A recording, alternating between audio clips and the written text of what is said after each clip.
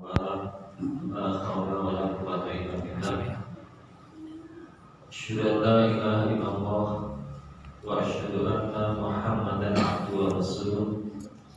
Allahumma shalli wa sallim wa barik ala nabiyyina Muhammad wa ala alihi wa ashabihi ajmain. Amma ba'du. Puji syukur marilah kita haturkan kepada Allah Rabbul Alamin. Salawat dan salam mari kita haturkan kepada junjungan kita Nabi Muhammad sallallahu alaihi wasallam. Allahumma shalli wa sallim wa barik alaihi. Para jamaah salat maghrib yang dirahmati Allah,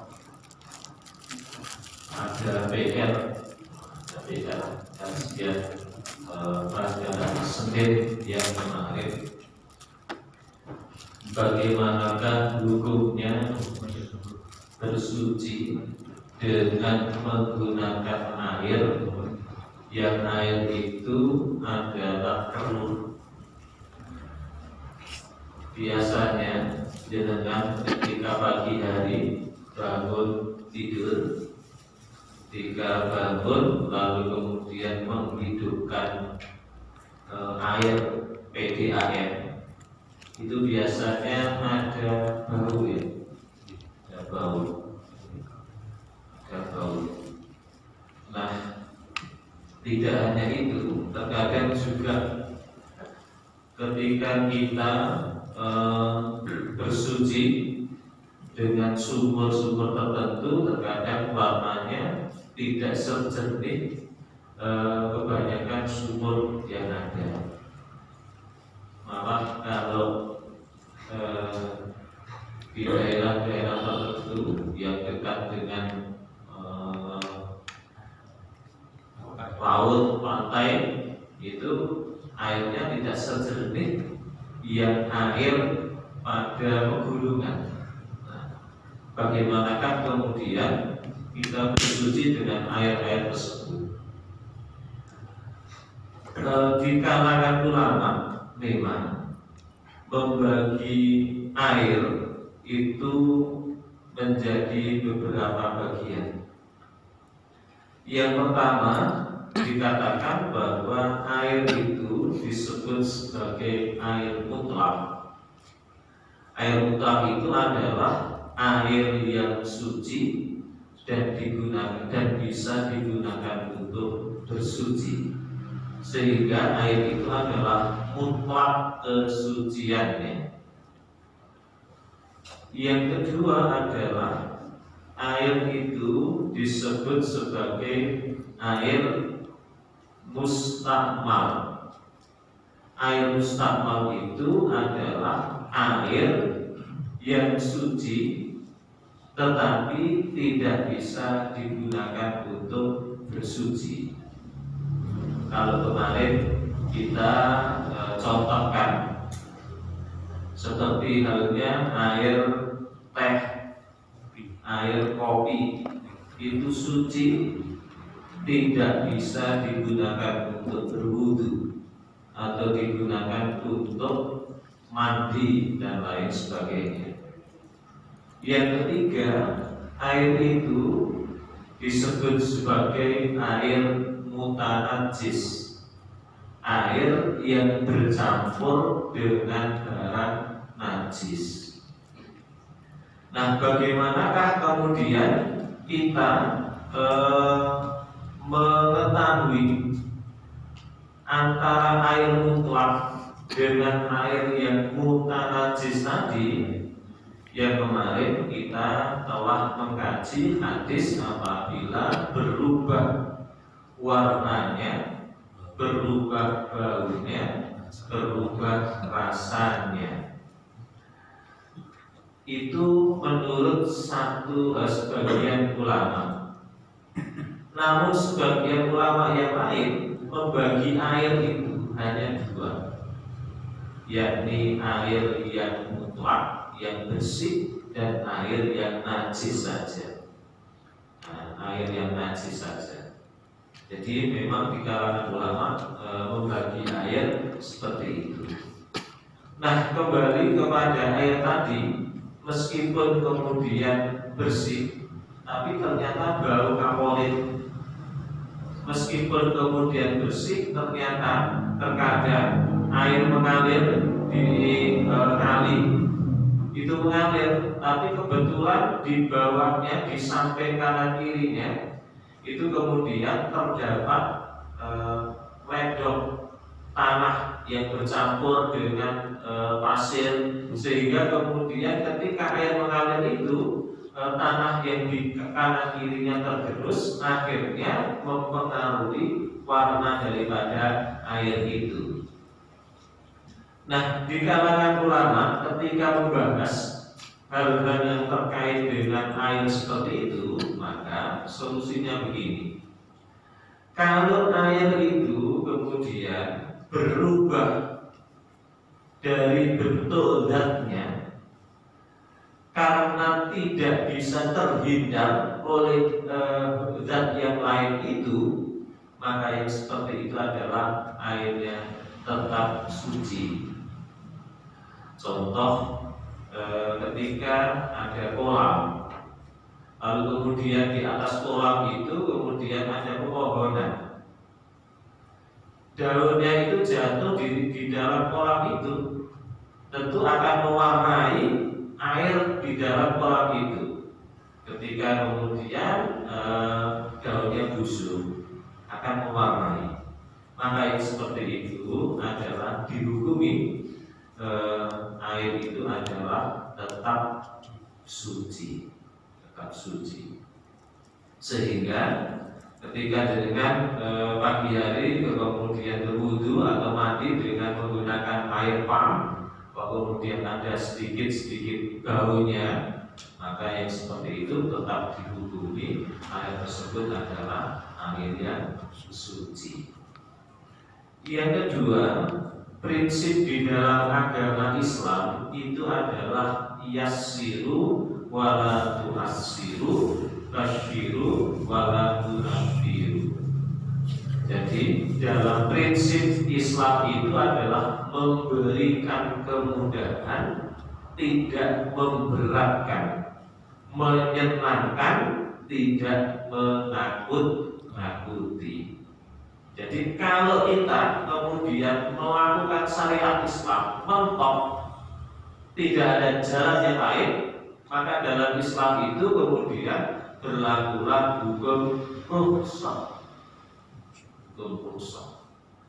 Dengan sholat mentok, sholat itu adalah berdiri, tapi berusaha semaksimal mungkin tidak bisa berdiri, boleh sholat dengan duduk. Itu namanya rukhsah. Jika prinsip di dalam ajaran Islam itu adalah yassir wala tu'assir, memberikan kemudahan.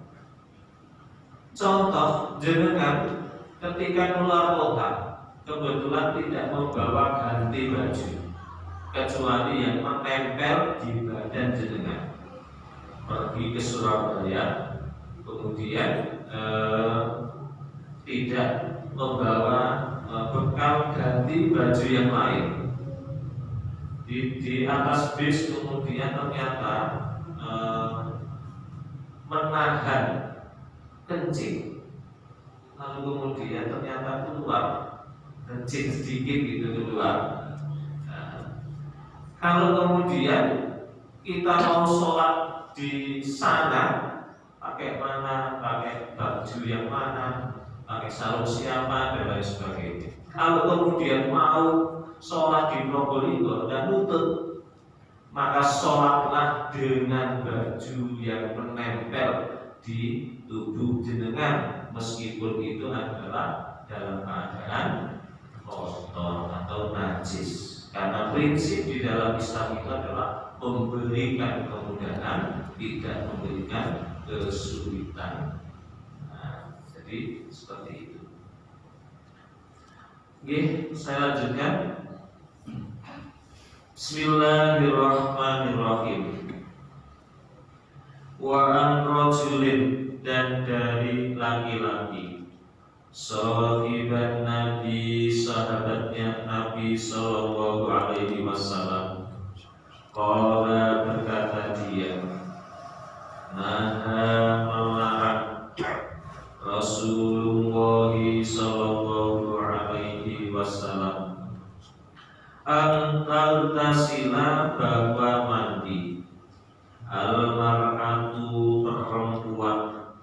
bifadlir rajuli dengan kelebihan airnya laki-laki, awil rajuli atau laki-laki, bifadlil mar'ati dengan kelebihan airnya perempuan.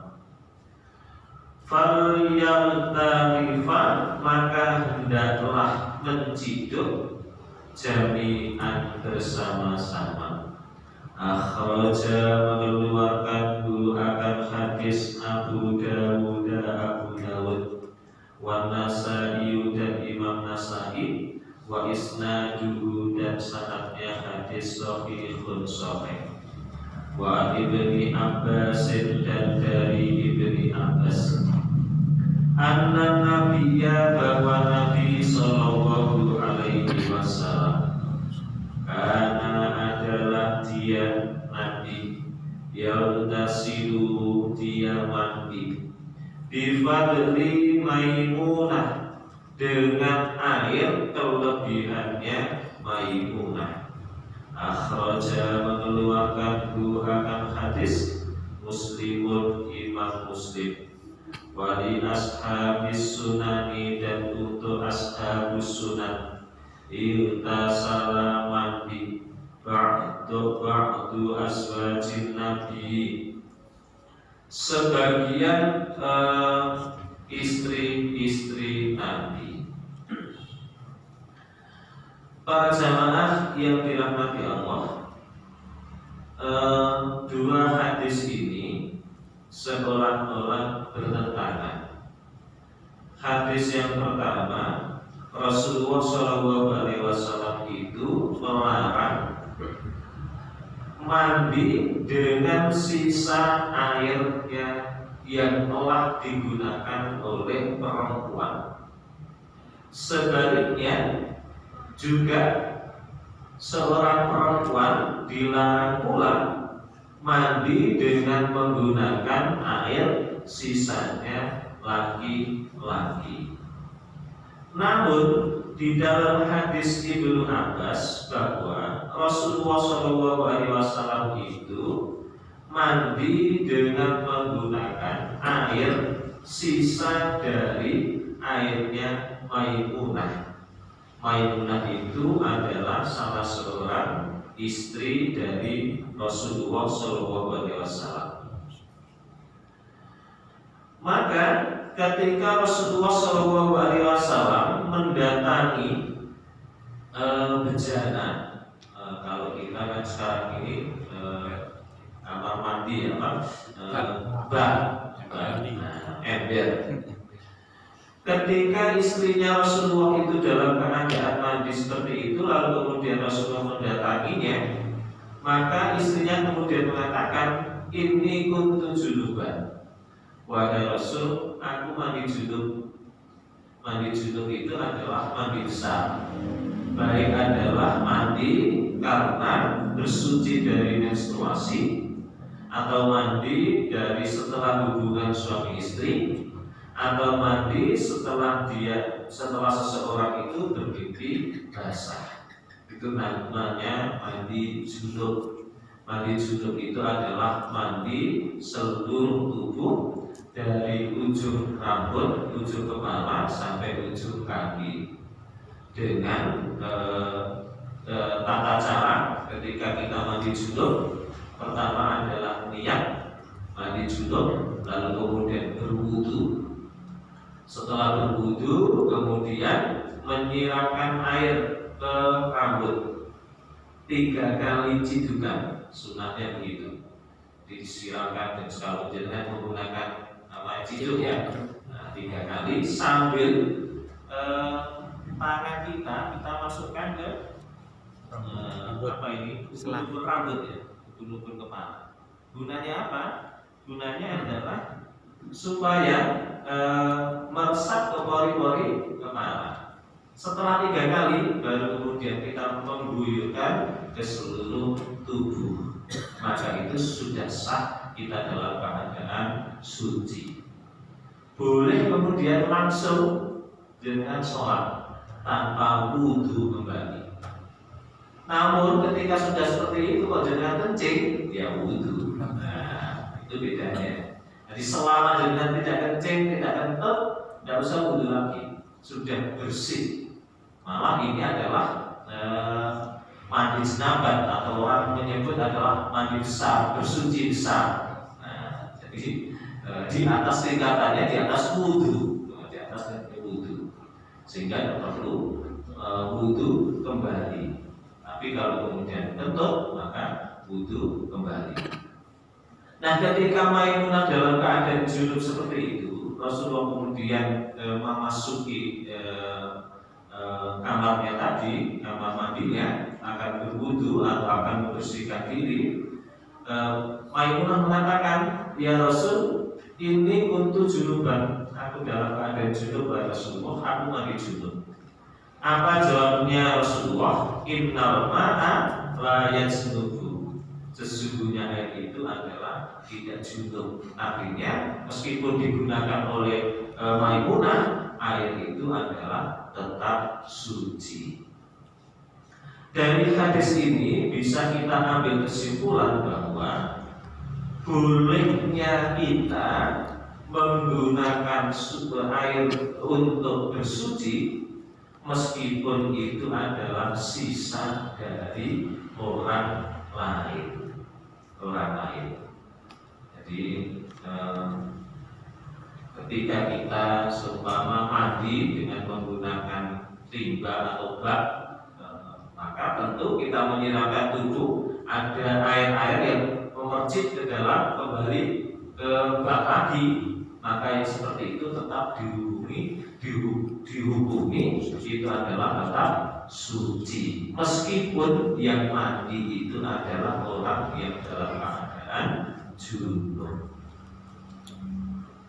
Wa an Abi Hurairah, dan dari Abi Hurairah radhiyallahu anhu, semoga Allah meridhoinya, qala, berkata dia, qala, bersabda Rasulullah sallallahu alaihi wasallam, tuhuru ina'i ahadikum, mensucikan bejana salah satu di antara kalian, idza walagha, apabila dijilat, fihi, di dalamnya, al-qalbu, anjing, ayyan silahu, bahwa mensucikannya, membasuhnya, sab'a maratin, di 7 kali, awalahuma, pertama di antaranya, biturabin, dengan debu.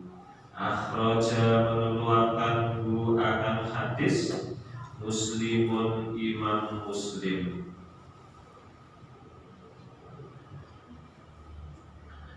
Hadis riwayat Abi Hurairah.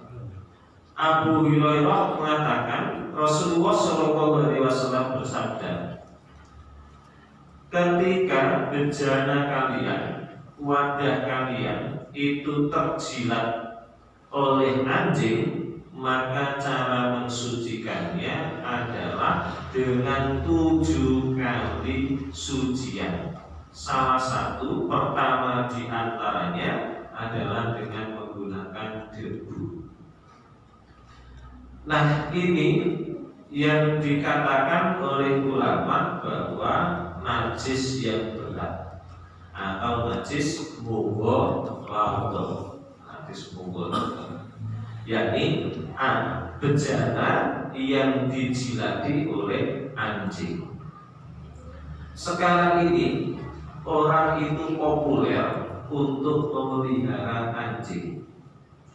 Jenengan ketika di alun-alun hari Minggu pagi gitu, ada komunitas itu orang-orang pegang anjing, angkot anjing, dan anjingnya itu mahal anjingnya. Nah, bagaimanakah kemudian umat Islam itu bolehkah memelihara anjing? Di dalam sebuah hadis Rasulullah SAW mengatakan, sesungguhnya malaikat itu tidak akan masuk rumah yang di situ ada anjingnya. Nah, jadi Rasulullah mengatakan malaikat itu tidak akan masuk rumah yang di dalam rumah itu terdapat anjing. Di dalam hadis yang lain Rasulullah mengajak orang yang rumahnya itu kemudian memelihara anjing, maka setiap hari pahalanya itu dikurangi oleh Allah qirotun, 1 qirot. Di dalam hadis yang lain qirotani, 2 qirot. 2 qirot itu berapa? Kalau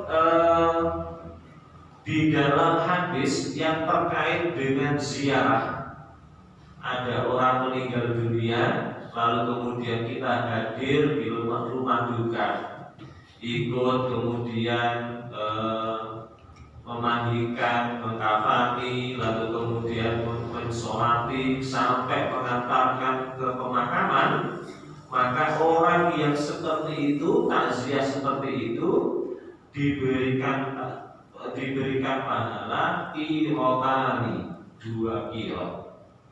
Maka sahabat kemudian bertanya, ya Rasul, apa 2 qirot itu? 2 qirot itu, 1 qirot itu kata Rasulullah adalah mithla jabalin, seperti bukit. Jadi kalau kemudian hubungannya dengan qirot yang disebutkan oleh Rasulullah tadi, orang yang di dalam rumahnya itu memelihara anjing, maka setiap hari amalnya itu dikurangi sebesar bukit. Berarti larangan yang sangat keras. Sebagian ulama memahami bahwa qirot itu adalah takaran. Jadi intinya bahwa Rasulullah itu melarang seseorang untuk memelihara anjing di rumahnya. Kenapa kok kemudian Rasulullah itu kemudian melarang memelihara anjing di rumah? Karena tadi najisnya dari air liurnya yang menjilat-jilat.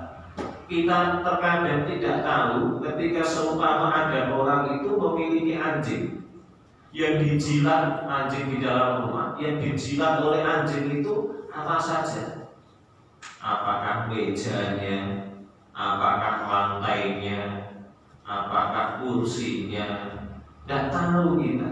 Nah, ketika itu kemudian kita mau digunakan untuk ibadah. Nah, bagaimana kemudian kedudukan ibadah kita? Tentu itulah yang kemudian melatar belakangi kenapa Rasulullah kemudian mengancam bagi orang yang memelihara anjing itu di dalam rumahnya, maka malaikat tidak masuk ke dalam rumah itu atau pahalanya dikurangi oleh Allah.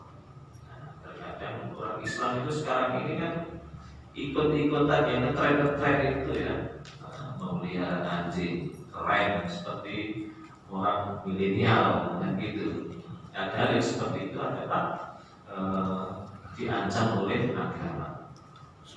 Boleh memelihara anjing, 1 adalah anjing penjaga rumah.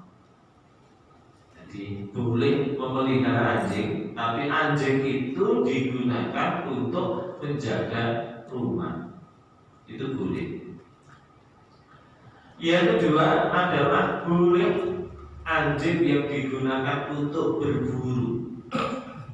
Jadi ada orang kemudian hobinya, profesinya adalah berburu. Dia berburu itu dengan menggunakan anjing. Ketika melepas anjing dengan menggunakan Bismillahirrahmanirrahim. Lalu anjing itu mencari mangsanya, lalu kemudian mangsa itu kemudian digigit, kalau kemudian mati, maka mangsa yang digigit itu halal untuk dimakan. Itu dalam Islam. Namun apabila yang berburu itu tidak hanya kita, tetapi adalah orang lain juga ada yang berburu. Kalau tiba-tiba ketika ada mangsa kemudian dikerubungi oleh anjing kita dan anjing orang lain, maka yang seperti itu tidak boleh dimakan. Karena kita tidak tahu dia itu digigit oleh anjingnya siapa. Apakah anjing kita kita atau anjingnya orang lain. Kalau anjingnya orang lain, dia ketika melepas anjing itu mengucapkan basmalah ataukah tidak. Jadi boleh di dalam hadis itu memelihara anjing adalah untuk menjaga rumah atau untuk berburu.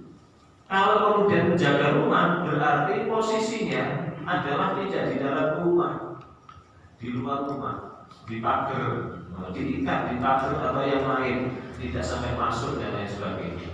Dan sekarang ini kan aneh, tidur dengan anjing.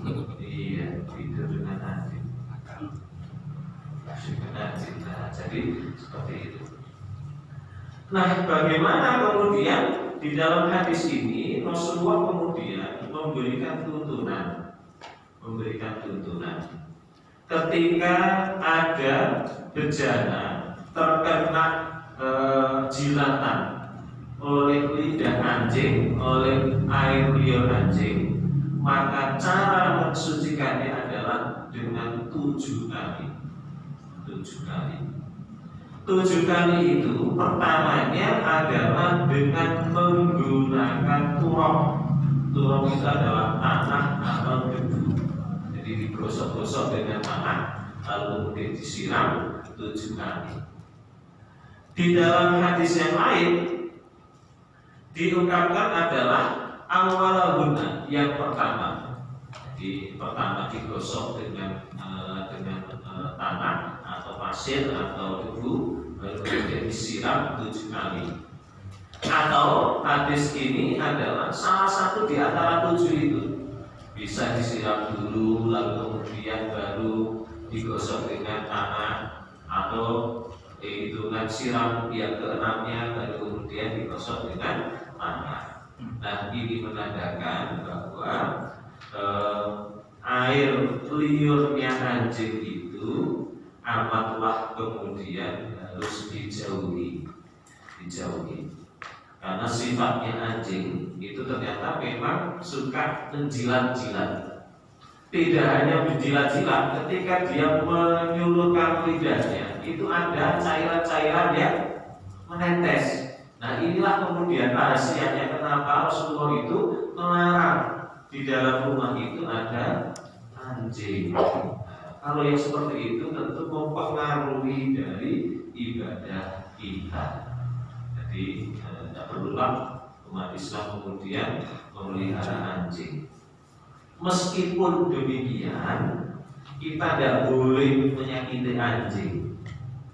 Jadi meskipun Rasulullah tidak boleh kemudian melarang kemudian memelihara anjing kecuali anjing untuk menjaga rumah, kita tidak boleh menyakiti anjing karena itu adalah bagian dari makhluk Allah yang juga harus kita kasihi. Anjing saja dilempar dengan batu tidak boleh, dosa, tetap dosa. Itu menyakiti makhluk ciptaan Allah. Di dalam sebuah riwayat diterangkan bahwa Rasulullah pernah bercerita ada seorang pelacur. Pelacur ini kehausan. Akhirnya pelacur ini kemudian masuk ke dalam sumur, minum air yang ada di dalam sumur itu. Setelah dia sudah kenyang, dia sudah habis hausnya, pelacur ini kemudian naik. Setelah naik mau meninggalkan sumur itu, ternyata ada anjing yang dia itu kehausan. Akhirnya pelacur ini kemudian turun ke dalam sumur memberi minum kepada anjing itu. Setelah memberi minum kepada anjing itu, dia kemudian berjalan meninggalkan sumur itu. Di tengah perjalanan dia mati, pelacur mati. Apa kata Rasulullah? Dia itu masuk surga gara-gara memberi minum kepada anjing tadi. Hadis ini seolah-olah kontroversi ya. Seorang pelacur memberi minum pada anjing masuk surga. Enak. Artinya bahwa kita ini disuruh kemudian berbuat baik kepada siapapun, termasuk adalah kepada anjing. Dan perbuatan baik itu akan dinilai oleh Allah dengan balasan yang lebih baik dari apa yang kita lakukan. Meskipun seolah-olah kita kemudian menganggap remeh perbuatan itu, tapi pahalanya yang luar biasa di sisi Allah. Mungkin gara-gara kemudian kita melakukan hal yang kecil itu, lalu kemudian Allah mengampuni dosa-dosa kita. Wallahu a'lam. Jadi meskipun anjing yang seperti itu, tidak boleh kemudian kita menyakiti binatang anjing itu.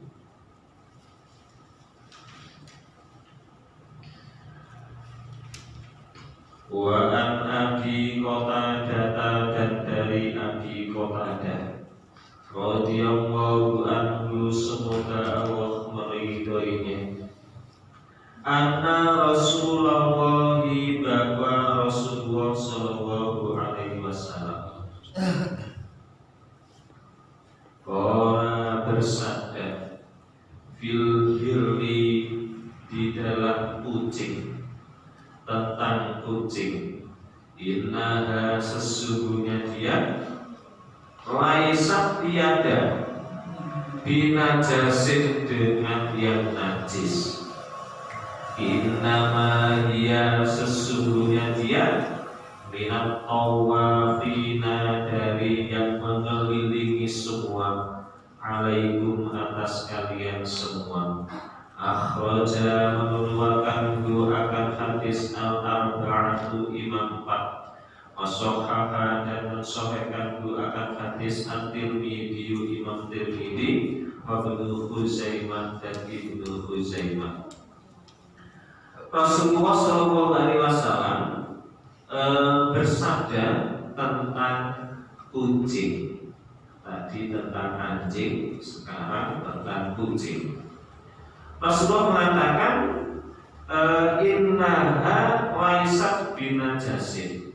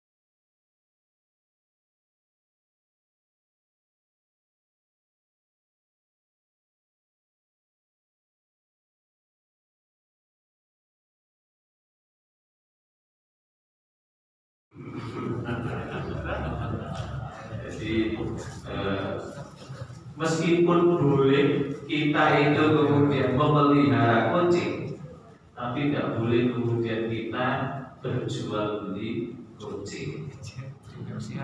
Iya, kucing-kucing yang mahal itu sampai 6 juta ya, kalah kemudian kambing. Jadi tidak boleh. Nanti ya kita bahas di dalam bab jual beli itu ada. Wa an Anas, dan dari Anas ibni Malik radhiyallahu anhu, semoga Allah meridhoinya, qala, berkata dia, jaa, telah datang, al-A'rabiyun, orang Arab Badui, orang Arab pedesaan, Fabala maka dia kencing fi thaifatin di pojok al masjidi masjid. Al masjidi masjid. Bajajara maka menghardikhu akan dia annasu manusia. Manaha maka melaranghu mereka Rasulullah sallallahu alaihi wasallam. Falamma qada maka tak kala selesai baulahu kencingnya dia. Amara menyuruh Nabi sallallahu alaihi wasallam bidahu dengan ember min mimmain dari air. Fa'udriko maka disiram alaihi atasnya. Muttafaqun disepakati alaihi atas hadis. Hadis datangnya dari Anas bin Malik. Anas bin Malik itu adalah termasuk orang yang sering memenuhi, melayani kehidupan Rasulullah, melayani kebutuhan Rasulullah. Itu Anas bin Malik. Jadi ada salah seorang sahabat itu namanya adalah Anas bin Malik. Waktu Rasulullah datang ke Madinah, jadi Rasulullah hijrah dari Mekah menuju ke Madinah. Waktu datang itu Rasulullah disambut dengan sukacita oleh sahabat-sahabat Ansor. Kita kenal di dalam syairnya itu Tola al-Badru alaina. Jadi disambut dengan sukacita oleh orang-orang Ansor. Sahabat-sahabat Ansor kemudian menawari, ya Rasulullah, tinggallah di rumahku. Wahai Rasulullah, tinggallah di rumahku. Banyak yang kemudian menawari itu. Wahai Rasulullah, aku beri ini rumah untuk jenengan. Maka ada salah seorang ibu itu kemudian berkata kepada Rasulullah, ya Rasul, aku tidak punya apa-apa, ya Rasulullah. Aku hanya memiliki anak kecil ini, ya Rasulullah. Aku berikan kepadamu untuk melayani kehidupan engkau, kebutuhan engkau dilayani oleh anak saya ini. Nah, itulah yang bernama Anas bin Malik. Ya. Anas bin Malik itu adalah ibunya karena tidak memiliki apa-apa. Karena saking gembiranya dengan kedatangan Rasulullah, sahabat-sahabat yang lain itu, ya Rasulullah nawari ini dan itu. Ibu ini mau memberi harta, tidak punya harta, tapi punya anak, kasihkan kepada Rasulullah. Inilah cintanya sahabat kepada Rasulullah SAW sampai anaknya diberikan kepada Rasulullah. Maka Anas bin Malik menjadi seorang sahabat yang dekat dengan Rasulullah SAW. Anas bin Malik ini kemudian berkata, suatu ketika ada seorang Arab Badui. Seorang Arab Badui itu adalah Arab pedalaman. Arab pedalaman. Orang Arab pedalaman itu biasanya tinggalnya itu adalah jauh dari kota. Jauh dari kota, sehingga dia terisolasi dari informasi-informasi. Arab ini, orang Arabiyun ini, Arab Badui ini, Arab pedalaman ini, dia kemudian masuk Masjid Nabawi. Masuk Masjid Nabawi. Fabala fi ta'ifatil masjidi.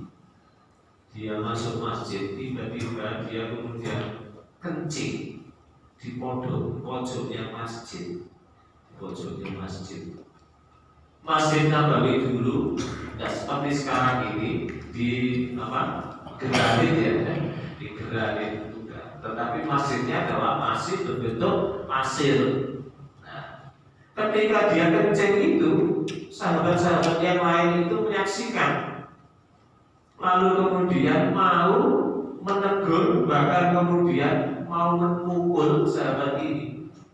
Lalu Rasulullah kemudian melarang, biarkan.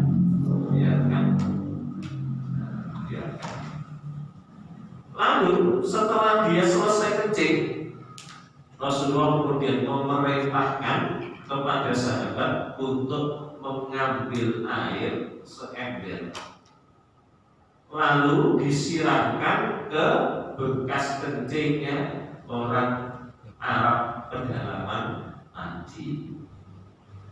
Apa yang kita ambil dari hadis ini? Hadis ini kita bisa mengambil kesimpulan bahwa bahwa Rasulullah memberikan contoh bagaimana kita memiliki akhlak yang baik, meskipun adalah kepada orang yang berbuat salah. Terkadang orang yang salah itu tidak tahu kesalahannya. Orang Arab Badui tadi mungkin terbiasa seperti itu di daerahnya, terbiasa seperti itu di daerahnya, sehingga dia kencingnya sembarang tempat. Orang-orang Afrika itu kalau di Mekah selesai kemudian Isya itu dia keluar dari masjid, lalu kemudian dia pulang ke hotel masing-masing. Terkadang dia itu kencing di jalan. Ada hotel yang belum selesai dibangun itu, terkadang dia masuk kemudian kencing di situ. Yang mungkin mereka seperti itu di supir. Nah, orang Arab Badui ini juga melakukan hal seperti itu. Jadi dia kencing di pojokan masjid.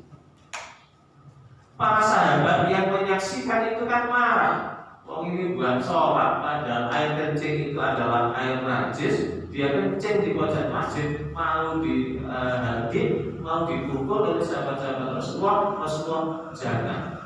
Kenapa jangan? Nampaknya Rasulullah memberikan contoh, kalau kemudian pas kencing kemudian ditegur, boleh jadi dia kemudian lari. Akhirnya najisnya kemana-mana. Atau ketika kemudian kencing lalu kemudian dia ditegur, akhirnya kemudian diempet, tidak dikeluarkan semua, kan menyakitkan dia. Nah, itulah akhlaknya Rasulullah SAW. Sehingga Rasulullah SAW mengatakan biarkan. Baru kalau kemudian selesai, baru kemudian Rasulullah memberikan solusinya. Solusinya bagaimana? Solusinya adalah dengan menyiramkan air ke tempat yang terkena kencing tadi. Artinya, kalau jenengan kemudian lantai dengan kemudian terkena kencing, terutama anak kita ngompol, maka cara membersihkan lantai itu tidak hanya cukup kemudian dilap, kering, selesai, tidak. Tapi harus ada air yang dipercikkan ke dalam ke dalam lantai yang kena kencing tadi. Sekarang ini kan mudah, dengan ambil tisu, tempel tisu, akhirnya kering kan? Itu belum suci. Atau dengan ambil kaneko, kemudian anak kita kencing di situ, ambil kaneko, lalu kemudian ambil kaneko, akhirnya diperes kencing, maka lantai itu masih belum suci.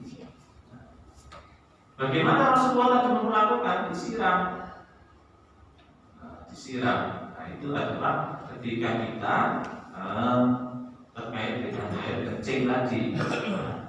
Kalau di zaman Rasulullah karena lantainya adalah bisa menyerap ke bawah, maka cukup disiramkan aja. Tapi kita kan tidak sekarang ini, lantainya adalah lantai kambing, granit, plesteran, maka posisinya harus ada air yang dituangkan, lalu kemudian diambil dikaneko dulu, lalu kemudian dilapi dulu kering, lalu kemudian disiram, lalu kemudian dikeringkan kembali.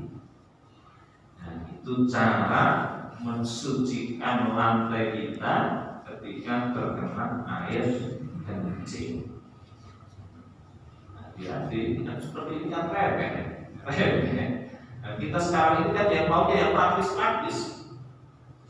Ada air apa-apa, ambil kanebo atau ambil tisu itu sudah kering. Nah, seperti itu hakikatnya adalah belum suci meskipun terlihat bersih. Wa an ibni Umar, dan dari Ibnu Umar radhiyallahu anhu, semoga Allah meridhoinya, qala, berkata dia, qala, bersabda Rasulullah sallallahu alaihi wasallam, uhillat, dihalalkan, lana, untuk kami, maitatani, dua bangkai, waddamani, dan dua darah, amal maitatani, adapun dua bangkai, fal jaradu, maka bangkai ikan, wal hutu, dan bangkai belalang, wa amad damani, dan adapun dua darah, al kabidu, maka hati, wattohalu, dan lipo. Akhraja, mengeluarkan akan hadis Ahmadu, Imam Ahmad, wa Ibnu Majah, dan Ibnu Majah, wa fihi, dan di dalamnya dhafun, lemah. Dari Ibnu Umar, Rasulullah sallallahu alaihi wasallam mengatakan, ukhimat lana maitatani waddamani, dihalalkan untuk kita dua bangkai dan dua darah. Jadi bangkai itu adalah haram, darah itu adalah haram. Namun ada bangkai, ada dua bangkai yang halal, ada dua darah yang halal. Apa itu? Fa'ammal maitatani fal jaradu wal hudu. Adapun dua bangkai yang halal itu, pertama adalah bangkainya ikan, yang kedua adalah bangkainya belalang. Jadi ikan dan belalang itu halal bangkainya. Apa bangkai itu? Bangkai itu adalah hewan yang mati, yang tidak disembelih dengan mengucapkan basmalah. Jadi kalau ada hewan yang mati kemudian tidak disembelih dengan mengucapkan basmalah, dengan menyebut nama Allah, maka itu adalah bangkai. Baik itu mati dengan sendirinya. Ada hewan sapi mati dengan sendirinya, terkena penyakit mungkin mati, atau mati saling beradu antara satu dengan yang lain, mati, atau kemudian dia terjatuh sehingga mati, maka itu namanya bangkai. Nah, bangkai yang halal itu adalah, satu adalah bangkainya ikan, dua adalah bangkainya belalang. Belalang itu halal untuk dimakan. Wa amadamu, dan adapun dua darah yang halal adalah, satu hati, dua adalah limpo. Hati itu adalah gumpalan darah, gumpalan darah. Limpo juga itu adalah gumpalan darah. Sehingga kalau ada jenengan yang suka makan api, halal. Tapi katanya ilmu kesehatan, kalau umurnya sudah di atas 40-50 harus dihindari, jangan sering-sering makan jeroan. Jadi hati itu adalah kumpulan darah, juga limpo itu adalah kumpulan darah yang mengental, maka itu halal dimakan. Adapun darah yang sifatnya itu kemudian mengalir, itu adalah haram untuk dimakan. Iya, didik. Kenapa haram dimakan? Ternyata darah itu adalah sumber penyakit. Jadi penyakit-penyakit di dalam tubuh kita itu kemudian sel-selnya itu menempel ke darah, hidup di darah, sehingga darah itu kemudian kenapa diharamkan? Ada tanya jawab itu. Kita akhiri dengan doa kafaratul majlis. Subhanallahumma wa bihamdika asyhadu an la ilaha illa anta astaghfiruka wa atubu ilaik.